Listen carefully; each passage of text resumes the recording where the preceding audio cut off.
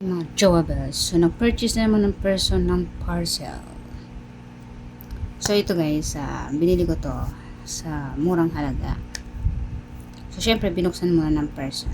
So, nagkakalaga ito ng 100 pesos lang. Kasama na po ang kanyang shipping fee. So, tara, samahan niyo ako kung ano yung binili ni Joabel. So, yan na nga guys. Nginat-ngat ko na pala yung plastic para mabuksan. At syempre, secured.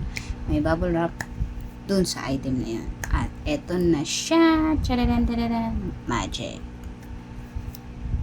So, syempre, another again, nakabalot pa rin siya sa plastic. At syempre, bubuksan natin uli guys ang ating item. So, wag kayong magmadali. Makikita nyo rin yan. Patient. Patient lang. So, ayan na guys. Charan. Yan po ang binili ng person ng worth 100 pesos.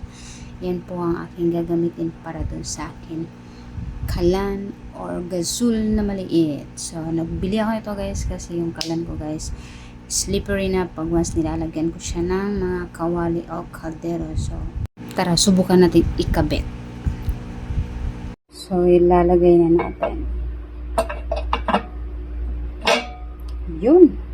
Swak. Nakalak. So, hindi siya matatanggal. Hindi siya mahuhulog. Safe na safe.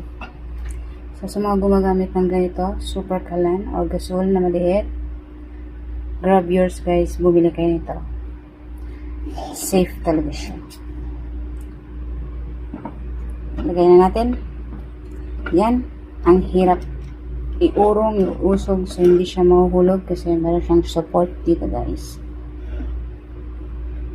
Salamat sa panonood. Sana ay naibigan nyo. Bye guys.